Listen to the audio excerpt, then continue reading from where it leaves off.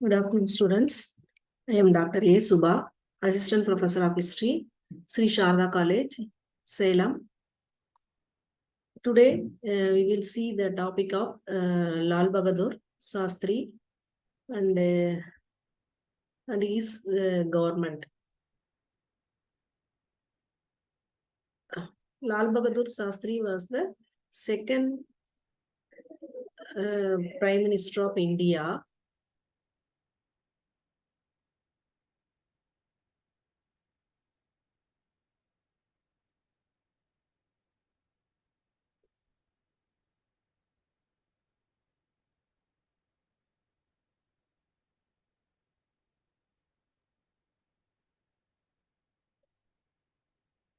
Lal Bahadur Sasthri was the second Prime Minister of India from 1964 to 1966.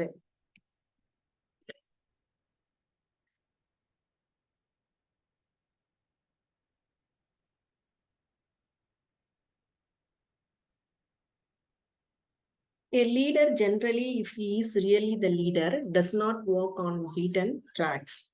Because in the political field situations, change, men change, condition change, and environmental change, and a real leader must match his policies to the changing times.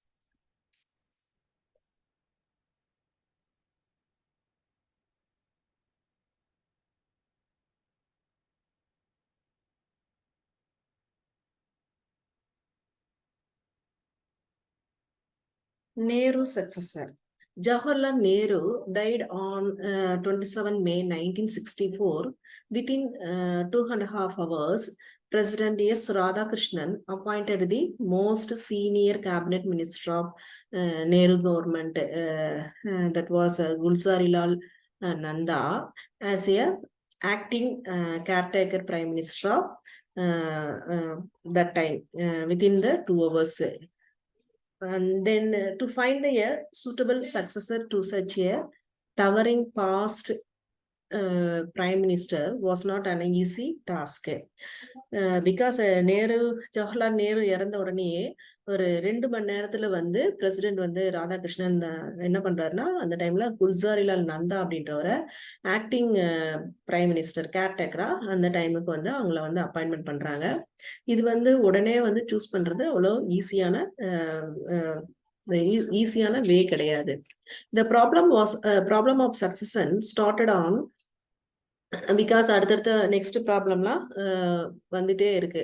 On May 30th, hardly 3 days after the death of Nehru, death of Jawaharlal Nehru, Lal Bahadur Sasthri called on Indira Gandhi. Okay, 3 days கழிச்ச உடனே நேரு இறந்ததுக்கு அப்புறம் லால் பகதூர் சாஸ்திரி வந்து என்ன பண்றாங்க, எல்லாருக்குள்ளாரையும் ஒரு discussion போயிட்டே இருக்கு, next prime minister யாரு அப்படின்னு சொல்லிட்டு. அப்ப லால் பகதூர் சாஸ்திரி இந்திரா காந்தியை வந்து கூப்பிடுறாங்க, Nehru daughter, and urged her succeed her father. Okay, நீங்க உங்க ஃபாதருக்கு அடுத்தது நீங்க வந்து நெக்ஸ்ட் பிரைம் மினிஸ்டரா பதவி ஏற்றுக்கோங்கன்னு சொல்றாங்க. பட் இந்திரா காந்தி வந்து not accepted. Because most of the senior most leaders வந்து இந்தியன் நேஷனல் காங்கிரஸ் இந்தியன் காங்கிரஸ்ல இருக்காங்க. அதாவது காங்கிரஸ் பார்ட்டியில most of the national leaders எல்லாம் இருக்கும்போது நான் வந்து அந்த பதவியை வந்து அக்செப்ட் பண்ணல அப்படின்ற மாதிரி அவங்க வந்து தன்னுடைய ரிசல்ட் வந்து சொல்றாங்க. பட் அட்லாஸ்ட் என்ன பண்றாங்க அப்படின்னாக்க, ஃபைனலா வந்து நேருக்கு அடுத்தது லால் பகதூர் சாஸ்திரியை வந்து ஆஸ் ஏ பிரைம் மினிஸ்டரா வந்து சூஸ் பண்றாங்க. ஓகே, தென் நெக்ஸ்ட் வந்து பிரைம் மினிஸ்டர் ஃபைனலா வந்து அந்த பிரைம் மினிஸ்டர் காம்படிஷன்ல, ஏன்னா கிங் மேக்கர் காமராஜர் இருக்காரு, இந்திரா காந்தி இருக்காங்க, and so other most of the leaders எல்லாம் இருக்கும்போது பிரைம் மினிஸ்டரா வந்து சாஸ்திரியை வந்து சூஸ் பண்றாங்க. தென் பிரைம் மினிஸ்டர் சாஸ்திரி வந்ததுக்கு அப்புறம் அவங்களுக்கும் அதாவது அட்மினிஸ்ட்ரேட்டிவ் சிஸ்டம்லாம் எப்படி பண்ணாரு, அண்ட் ஃபர்ஸ்ட் வந்து பாத்தீங்கன்னா பிரைம் மினிஸ்டருக்கும் difference of opinion between prime minister ஆஃபீஸ்க்கும் என்ன பிரச்சனை அப்படின்னு சொல்லி நம்ம வந்து பார்க்கணும். And Shastri retained retained the members of the erstwhile Nehru cabinet and inducted 2 new ministers. Okay, Nehru கவர்மெண்ட்ல யாரெல்லாம் மினிஸ்டர்ஸா இருந்தாங்களோ அவங்களே திரும்ப சாஸ்திரி, லால் பகதூர் சாஸ்திரி வந்து தன்னுடைய அந்த கேபினெட் மினிஸ்டர்ஸை ரீடைன் பண்ணிக்கிறாரு, திரும்ப அவங்களே உறுதிப்படுத்திக்கிறாரு. அதுல வந்து எக்ஸ்ட்ரா 2 மினிஸ்டர்ஸை வந்து இன்க்ளூட் பண்றாங்க. Included in his cabinet his Kamaraj colleague S K Patil. Okay, S K Patil அப்படின்றவரை நெக்ஸ்ட் ஒரு பிரைம் மினிஸ்டராகவும், சாரி நெக்ஸ்ட் மினிஸ்டராகவும், கேபினெட் மினிஸ்டராகவும், sorry next cabinet ministers and Indira காந்தியும் எஸ்கே பாட்டீலையும் 2 பேரையும் வந்து நியூ மெம்பர்ஸா வந்து லால் பகதூர் சாஸ்திரி கவர்மெண்ட்ல ஆட் பண்ணிக்கிறாரு. And Indira Gandhi was offered the office of foreign minister. The time வந்து இந்திரா காந்திக்கு என்ன மாதிரியான போஸ்டிங் கொடுத்துருந்தாங்க லால் பகதூர் சாஸ்திரியோட கவர்மெண்ட்ல அப்படின்னு பாத்தீங்கன்னா foreign ministers, external minister post. But she agree to join Shastri government as minister of information and broadcasting. Okay, இவங்க வந்து அந்த ஃபாரின் மினிஸ்டர் அப்படின்ற அந்த போஸ்டிங் வந்து இவங்க அக்செப்ட் பண்ணிக்கல. பட் இவங்க நான் மினிஸ்டர் போஸ்டிங்ல ஜாயின் பண்ணிக்கிறேன் அப்படின்னு சொல்லிட்டு அவங்களுக்கு வந்து என்ன போஸ்டிங் வந்து கேட்டு, அதாவது அவங்களுக்கு அலாட் பண்ணியிருக்காங்கன்னா minister of information and broadcasting, தகவல்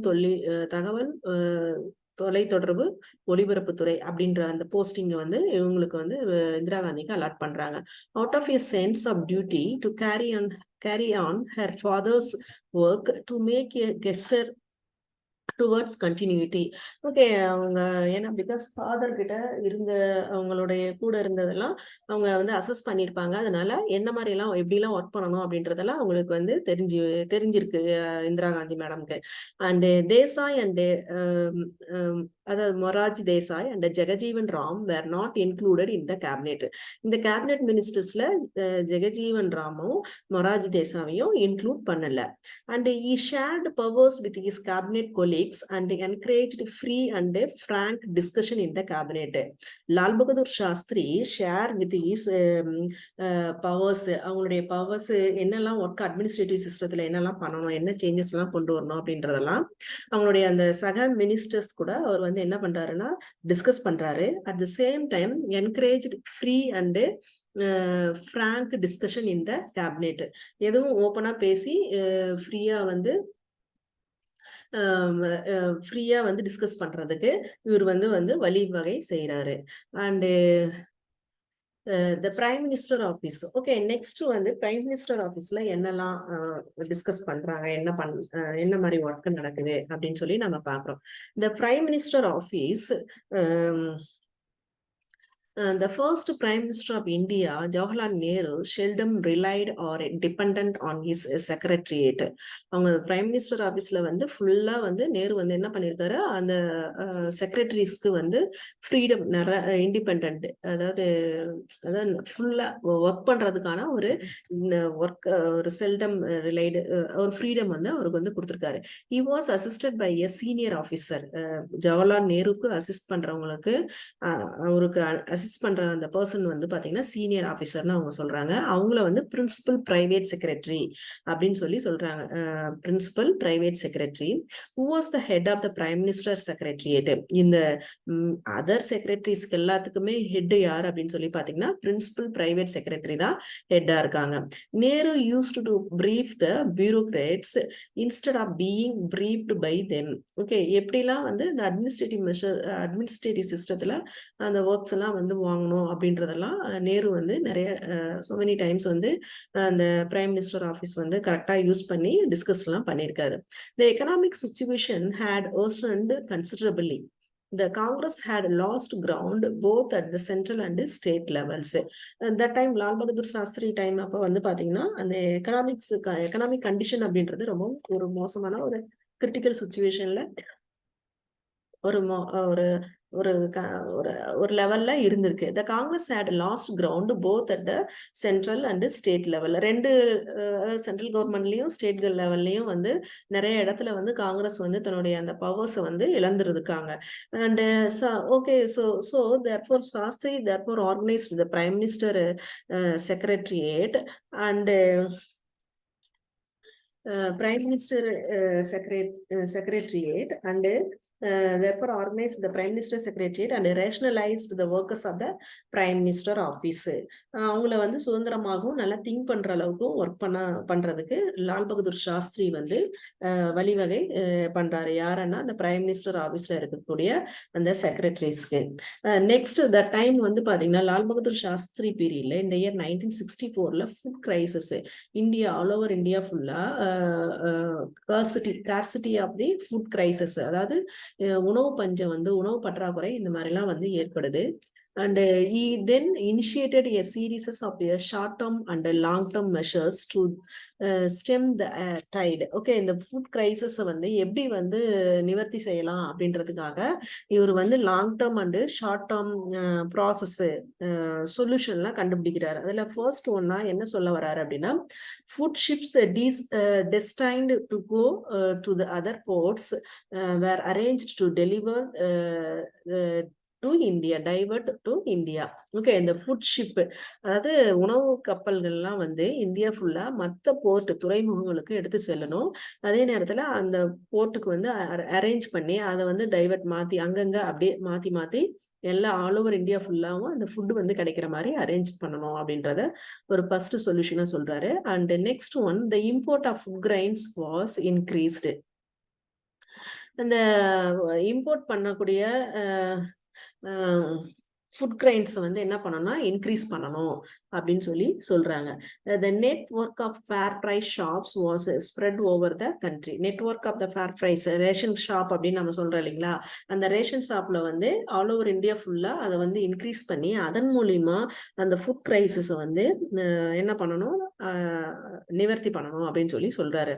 An agricultural prices commission was constituted to keep the price situation under constant review and to look into the working to the fair price shops. Agricultural prices commission, அதாவது விவசாயத்துக்கு உண்டான அந்த கல்டிவேஷனுக்கு உண்டான price அமௌண்ட்டை வந்து கொடுத்து அதுக்குன்னு தனியாக செப்பரேட்டாக ஒரு கமிஷனை செட்டப் பண்ணி விலை நிர்ணயம், அக்ரிகல்ச்சரில் விளைச்சல் உண்டான பொருள்களுக்கு விலை நிர்ணயம் செய்யக்கூடிய ஒரு கமிஷனையும் கான்ஸ்டியூட் பண்றாரு. அண்ட் பிரைஸ் சிச்சுவேஷன், அதாவது ஏற்ற இறக்கத்தோட இல்லாம ஒரே லெவலாக அந்த விவசாய பொருட்களுக்கான விலை நிர்ணயமும் கொண்டு வராரு. And constant review and to look in to the working to the fair price shop. இதன் மூலியமா ஒரே லெவலுக்கான விலை நிர்ணயம் செய்யப்பட்ட அந்த அக்ரிகல்ச்சரல் உணவு தானியங்கள்லாம் பிரைஸ் ஷாப்ல, அதாவது ஃபேர் பிரைஸ் ஷாப்ல, ரேஷன் ஷாப்ல வந்து அவங்க வந்து சேல்ஸ் பண்ண ஆரம்பிக்கிறாங்க. இதன் மூலியமா உணவு பற்றாக்குறையை இந்தியாவில் வந்து தவிர்க்கணும் அப்படின்னு சொல்லிட்டு அந்த ஃபுட் கிரைசிஸ் இந்த இயர் 1964ல ஏற்பட்ட அந்த ஃபுட் கிரைசிஸை அவங்க வந்து கண்டினியூ பண்ண, அதை தவிர்த்து எல்லா மக்களுக்கும் உணவு கிடைக்கணும் அப்படின்றத அவங்களுக்கு அந்த ரெமடிஸ்லாம் அவர் வந்து லால் பகதூர் சாஸ்திரி வந்து கொண்டு வராரு. And next one, momentous measures. முக்கியமான ஒரு மெமாண்டஸ் மெஷர்ஸ் எல்லாம் என்ன கொண்டு வராரு லால் பகதூர் சாஸ்திரி அப்படின்னு சொல்லி நம்ம பார்த்தோம்னா, governmental expenditure was curtailed and stricter standards enforced on fixing standards. கவர்மெண்ட்ல செய்யக்கூடிய செலவினங்கள்லாம் அவர் வந்து குறைக்கிறாரு, லிமிட் பண்ணி, அதாவது சிக்கனமான ஒரு நடவடிக்கை எல்லாம் ஏற்படுத்துறாரு. அண்ட் ஸ்ட்ரிக்டர் ஸ்டாண்டர்ட்ஸ் என்ஃபோர்ஸ்டு, அதாவது ஸ்ட்ரிக்டா இந்த மாதிரியான விஷயங்களுக்கு தான் எக்ஸ்பெண்டிச்சர் செலவினங்கள் பண்ணணும் அப்படின்னு சொல்லி ஃபிக்ஸ் பண்றாங்க. என்னென்ன விஷயத்துக்கெல்லாம் என்னென்ன அட்மினிஸ்ட்ரேட்டிவ் சிஸ்டத்துக்கு என்ன மாதிரியான ப்ரோக்ராமுக்கெல்லாம் எக்ஸ்பெண்டிச்சர் பண்ணணும் அப்படின்றத. And Sasthri insisted on completion of the projects in the progress rather than introducing a new ones, and suggested that the planning commission should not hesitate to postpone some of the projects in the field of heavy industry. Okay, because so before that 1964ல food crisis ஏற்பட்டிருக்கு, உணவு பஞ்சம் இந்த மாதிரிலாம் நடந்திருக்கு. அதே நேரத்தில் பொருளாதாரமும் கொஞ்சம் நலிவடைஞ்சிருக்கு. இதெல்லாம் கரெக்ட் பண்றதுக்காக தான் அவர் வந்து கவர்மெண்ட் சைடில் எக்ஸ்பெண்டிச்சரை வந்து குறைச்சிக்கணும்னு சொல்றாரு. At the same time, 5 year plan மூலியமா so many ப்ராஜெக்ட்லாம் வந்து அலோகேஷன் பண்ணியிருப்பாங்க. அந்த ப்ராஜெக்ட் வந்து கம்ப்ளீட் பண்ணிட்டு தான் அடுத்த ப்ராஜெக்ட்டுக்கு நம்ம வந்து இன்ட்ரோடியூஸ் பண்ணணும், ஆரம்பிக்கணும் அப்படின்னு சொல்றதுனால அந்த புது ப்ராஜெக்ட் எல்லாம் அவங்க வந்து என்ன பண்றாங்க, நிறுத்தி வைக்கிறாங்க. அண்ட் நெக்ஸ்ட் ஒன், இந்த பிளானிங் கமிஷன் மூலியமா இம்ப்ளிமெண்ட் பண்ணப்பட்ட அந்த ப்ராஜெக்டை வந்து கம்ப்ளீட் பண்றதுக்கு ஃபுல் சப்போர்ட் வந்து கொடுக்குறாங்க. And some other long term ப்ராஜெக்டா இருந்ததுன்னா, ஃபார் எக்ஸாம்பிள் பிளானிங் கமிஷன்லயே லாங் டேர்ம் ப்ராஜெக்ட் அப்படின்னு சொல்லி பார்த்தோம்னா, ஹெவி இண்டஸ்ட்ரி, பெரிய பெரிய இண்டஸ்ட்ரியிலலாம் இருக்கக்கூடிய அந்த ப்ராஜெக்ட் எல்லாம் வந்து அவங்க என்ன பண்றாங்கன்னா, போஸ்ட்போன் பண்ண வைக்கிறாங்க, தள்ளி வைக்க ஆரம்பிக்கிறாங்க. எந்த விஷயத்துக்கு இம்பார்ட்டன்ஸ் கொடுக்கணும், ஃபார் எக்ஸாம்பிள் ஃபுட் கிரைன்ஸ்க்கு இம்பார்ட்டன்ஸ் கொடுக்கணும், and some other ration shop, இதெல்லாம் அந்த மாதிரியான விஷயத்துக்கு மக்களுடைய தேவைகளுக்கு ப்ரிஃபரன்ஸ் கொடுத்து அவங்க வந்து அதை வந்து நடைமுறைப்படுத்துறாங்க. லாங் டேர்ம் ப்ராசஸ் அண்ட் எக்ஸஸா செலவினங்களை வந்து அவங்க வந்து என்ன பண்றாங்கன்னா கண்ட்ரோல் பண்ண ஆரம்பிக்கிறாங்க. And Shastri government encouraged is home minister L Nanda to embark on unprecedented crusade against corruption. Okay, at the time the Home Minister of India, second Home Minister, first Home Minister was Sardar Vallabhai Patel, and the second Home Minister, the Sasthri government, second Home Minister L Nanda. அவர்கிட்ட அவங்க என்ன சொல்றாங்கன்னா, corruption, crusade against corruption, அதாவது ஊழல் லஞ்சம் இதை வந்து இரும்புக்கரம் கொண்டு அடக்க வேண்டும், அதாவது கண்ட்ரோல் பண்ண வேண்டும், அகெயின்ஸ்ட் கரப்ஷனுக்கு எதிராக செயல்பட வேண்டும் அப்படின்னு சொல்லிட்டு ஒரு ஸ்ட்ராங்கான ஒரு இன்ஸ்ட்ரக்ஷனை வந்து ஹோம் மினிஸ்டர் வந்து கொடுக்குறாரு. The government also adopted a code of conduct for ministers.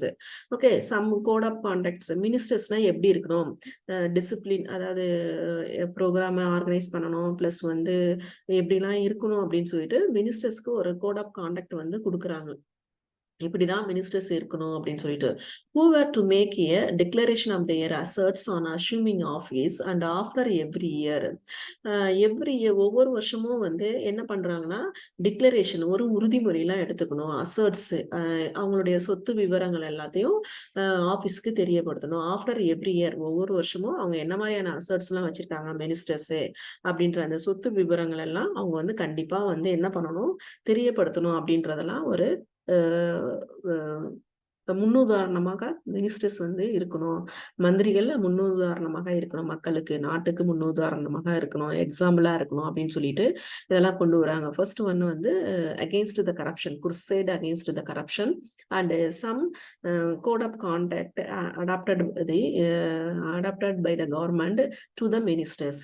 And who were to make a declaration of their asserts, அவங்களுடைய உறுதிமொழிக்கு தகுந்த மாதிரி அவங்களுடைய அசர்ட்ஸ் எல்லாம் எவ்வளவு இருக்கு அதை வந்து ஆஃப்டர் எவ்ரி இயர் வந்து அவங்க என்ன பண்ணணும்னா கவர்மெண்ட் கிட்ட சொல்லணும் அப்படின்னு சொல்லி சம் கோட் ஆஃப் கான்டக்டை இஷ்யூ பண்றாங்க during the time of Lal Bahadur Shastri government. And next one, Akali demand. Akali Dal அப்படின்றது ஒரு one of the regional party of in Punjab. Okay, and பஞ்சாப்ல வந்து அகாலி தளம் அப்படின்ற அந்த பார்ட்டி, ரீஜனல் பார்ட்டி வந்து என்ன பண்றாங்கன்னா டிமாண்ட் பண்றாங்க, செப்பரேட் ஆன ஒரு ஸ்டேட் வேணும் அப்படின்னு சொல்லிட்டு. And master Tara Singh announced his own faction of Akali Dal in July 1962 and demanded a separate Sikh nation. அதாவது சீக்கியர்களுக்குன்னு தனி நாடு வேணும் அப்படின்னு சொல்லி அந்த மாஸ்டர் தாரா சிங் அப்படின்றவர் வந்து கேட்கிறாரு இந்த year 1962ல. In 1965, Sant Fetch Singh had renewed the agitation for a Punjabi Suba, and Pakistan readily supported such a demand. Okay, இங்க வந்து 1962ல மாஸ்டர் தாரா சிங் கேட்டுட்டு அவரு விட்டுறாரு.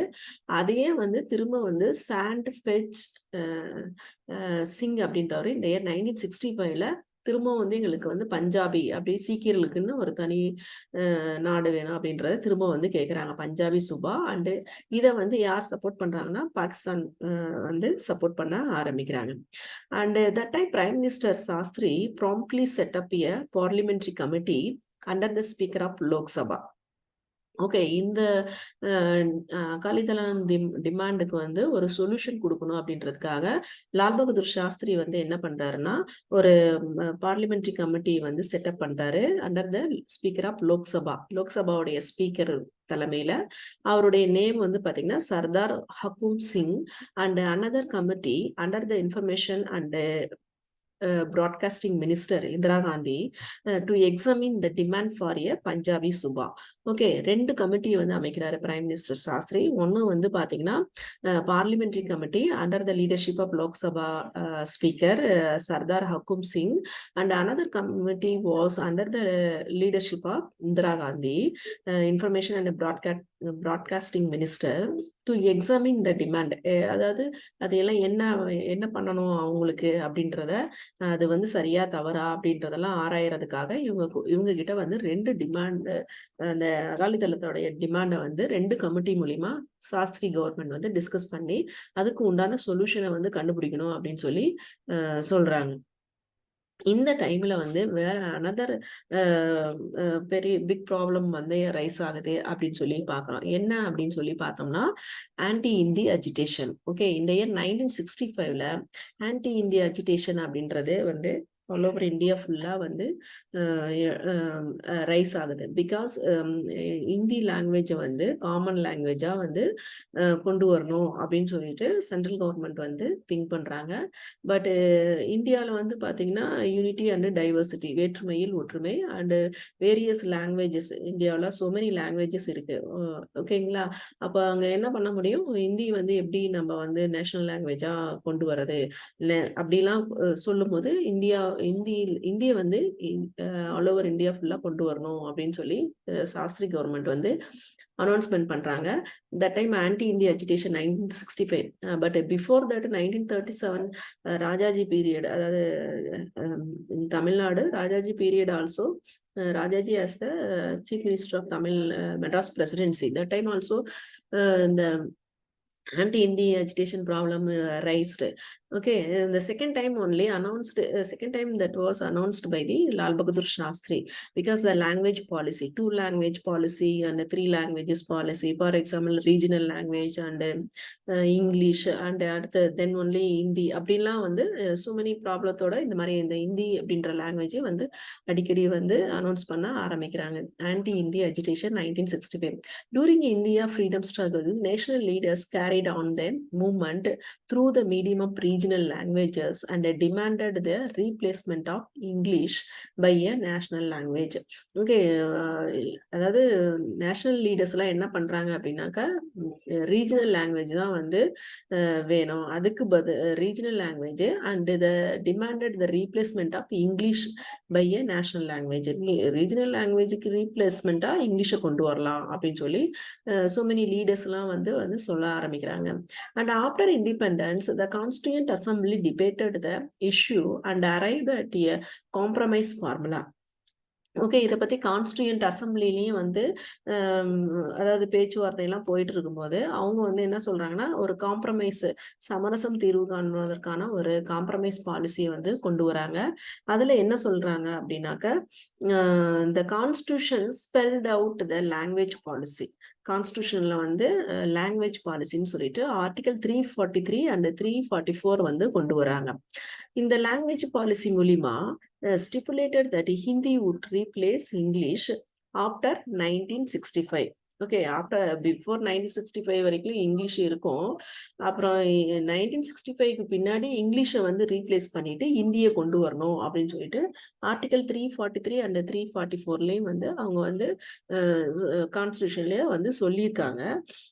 அதுக்கப்புறம் வந்து அதனால இங்கிலீஷை வந்து ரீப்ளேஸ் பண்ணணும் அப்படின்னு சொல்லி சொல்றாங்க. அதனால இது வந்து அதாவது கவர்மெண்ட், சாஸ்திரி கவர்மெண்ட் தான் கொண்டு வந்துச்சு அப்படின்னு நம்ம வந்து அவங்க இனிஷியேட்டிவ் எடுக்கிறாங்க. பட் இதை வந்து கான்ஸ்டியூஷன்லயே சொல்லப்பட்டதுனால அதை வந்து நடைமுறைப்படுத்த ஆரம்பிக்கிறாங்க. Okay, and next one, the official language problem. Nehru came out with an equal assurance in parliament that English would be used as official language.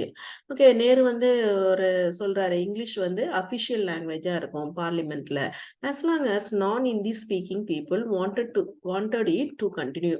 Okay, Hindi பேசாதவங்க இந்த இங்கிலீஷை வந்து அப்படியே கண்டினியூ பண்ணிக்கலாம் அப்படின்னு சொல்லிட்டு நேரு வந்து பார்லிமெண்ட்ல வந்து சொல்றாரு ஒரு time. And the communications were issued to the departments to use Hindi alone as language of central communication. Flying at the face of Nehru assurance, Nanda by his provocative myopic action disturbed the harnessed nest. Okay, இந்த மாதிரியான ப்ராப்ளம்லாம் போயிட்டே இருக்கு கம்யூனிகேஷன்ல. ஹிந்தி அதாவது இங்கிலீஷை replace பண்ணிட்டு ஹிந்தியை கொண்டு வரணும் அப்படின்னு சொல்லிட்டுலாம் வந்து போகுது. அண்ட் இது வந்து பாத்தீங்கன்னா லால் பகதூர் சாஸ்திரி கவர்மெண்ட்டும் இந்த ஹிந்தி ப்ராப்ளத்தை வந்து அவங்க வந்து ஃபேஸ் பண்ண ஆரம்பிக்கிறாங்க. அதனால நிறைய ஆக்ஷன்லாம் எடுக்க வேண்டிய ஒரு சூழ்நிலைக்கு தள்ளப்படுறாங்க. இது வந்து ஒரு இந்தியா ஃபுல்லா வந்து ஒரு பெரிய ப்ராப்ளத்தை வந்து ஏற்படுத்துது ஹிந்தி லாங்குவேஜ் இந்த இயர் 1965. பிகாஸ் சவுத் இந்தியாவில் மோஸ்ட்லி வந்து ரீஜனல் லாங்குவேஜ் தான் வந்து நம்ம இங்கே வந்து பேசுகிறோம் இல்லைங்களா. ஹிந்தி வந்து இங்கே சவுத் இந்தியாவில் வந்து என்ன பண்ணுறாங்க, ரெஸ்ட்ரிக்ஷன் பண்ண ஆரம்பிக்கிறாங்க. ஈவன் தோ இந்த ஹிந்தி லாங்குவேஜ் அடாப்ட் பண்ணும் போதெல்லாம் ஸோ மெனி ப்ராப்ளம்ஸ் ரைஸ்ட் இன் தி மெட்ராஸ் பிரசிடென்சி. ஓகே, இந்த இந்திய ப்ராப்ளம்னால அஜிடேஷன் வேரியஸ் பிளேசஸ்ல, இந்தியாவில் வந்து வேரியஸ் பிளேசஸ்ல அஜிடேஷன்ஸ் வந்து போராட்டங்கள்லாம் நடக்க ஆரம்பிக்குது. இல்லை என்ன மாதிரியான போராட்டங்கள்லாம் அப்படின்னு சொல்லி பார்த்தோம்னா, the agitation of the all over India occurred especially in the southern India, South India. The Dravida Munnetra Kalagam DMK party, the main opposition in the Tamil Nadu Legislative Assembly, jumped at this opportunity to launch a statewide anti-Hindi agitation. Okay, in the year 1965, that time only in Tamil Nadu, the chief minister, Congress government, okay, இந்த Congress government தான் வந்து அந்த டைம்ல வந்து chief மினிஸ்டரா இருந்திருக்காங்க. அப்போ இங்க என்ன பண்றாங்க, அவங்க திராவிட முன்னேற்ற கழகம் வந்து அப்போசிஷன், அதாவது எதிர்கட்சியா தமிழ்நாடு லெஜிஸ்லேட்டிவ் அசம்பிளில இருக்காங்க.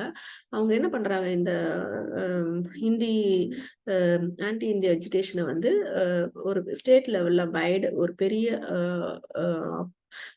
பெரிய அஜிடேஷனா அவங்க வந்து ரன் பண்ண ஆரம்பிக்கிறாங்க. அந்த anti Hindi agitation under the leadership of CN Annadurai.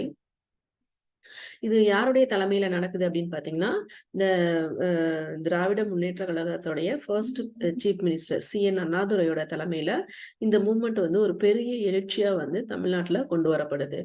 On 25th January 1965, there were demonstrations, processions and meetings and burning of effigies of the demand of Hindi.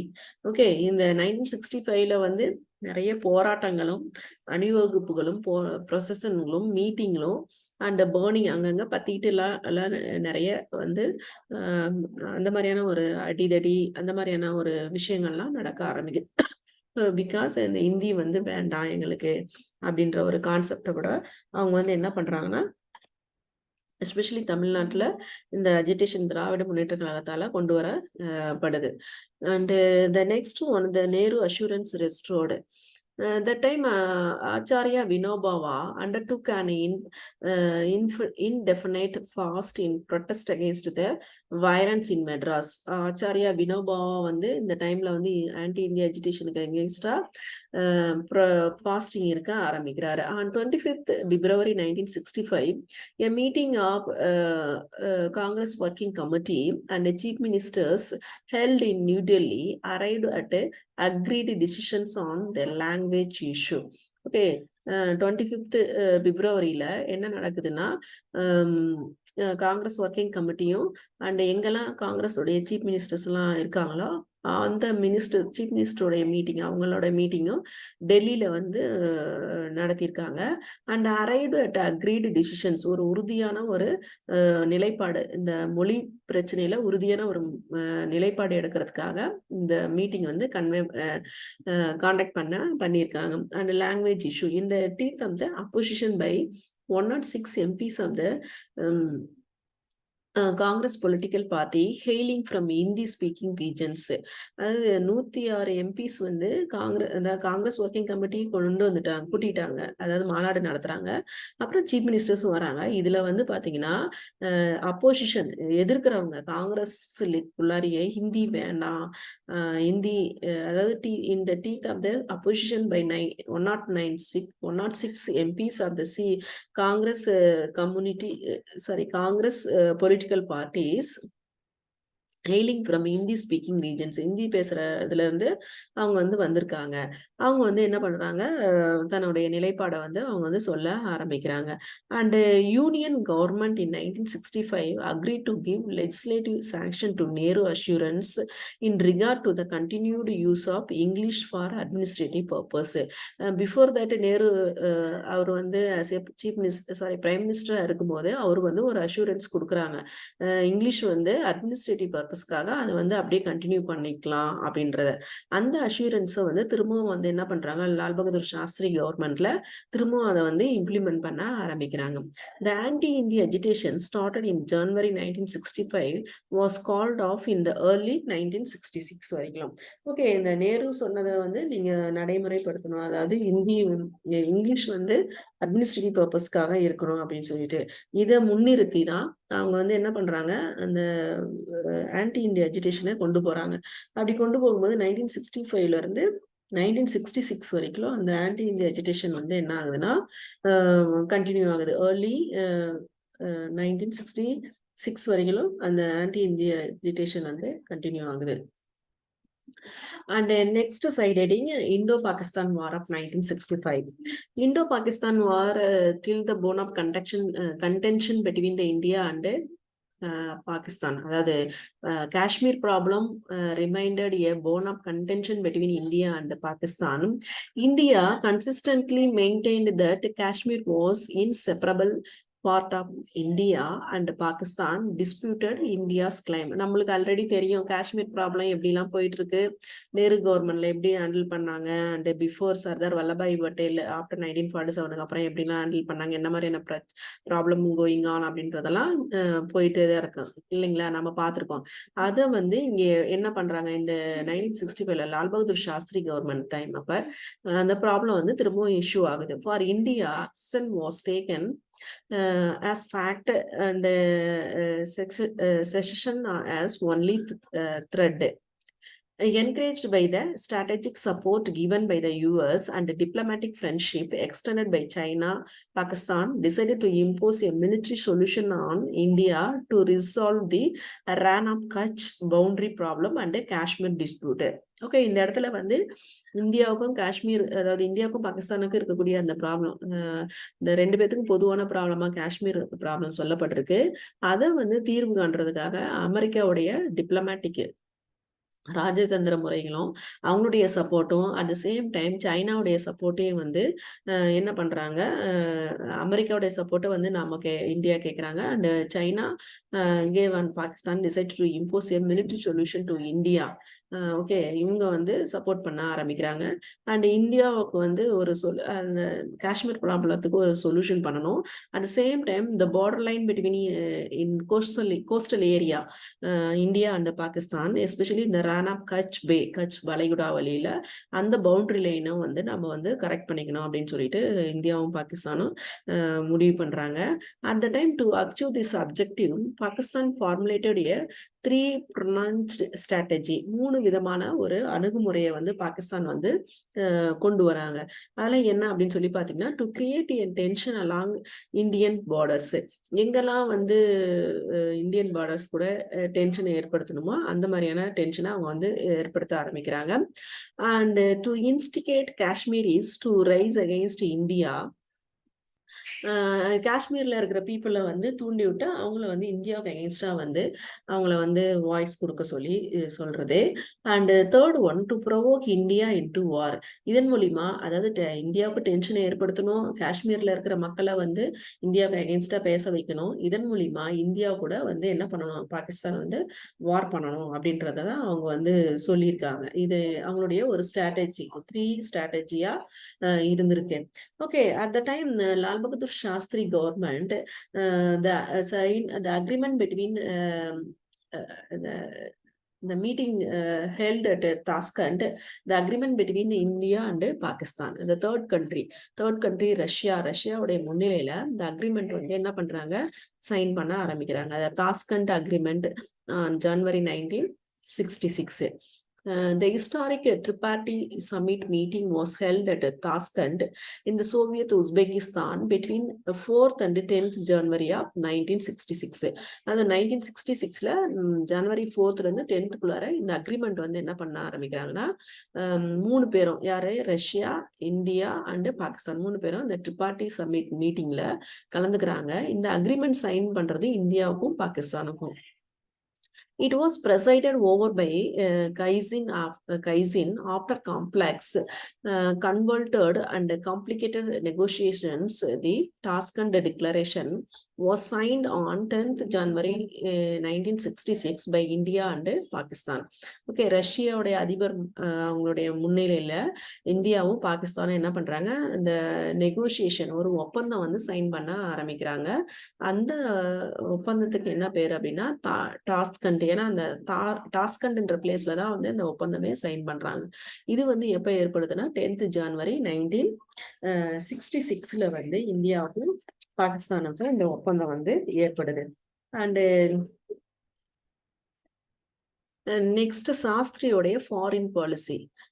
சாஸ்திரியோடைய foreign policy எப்படி இருந்தது அப்படின்னு சொல்லி பார்த்தோம்னா, Jawaharlal Nehru and Lal Bahadur Shastri charted his own course in pursuing the foreign policy of India.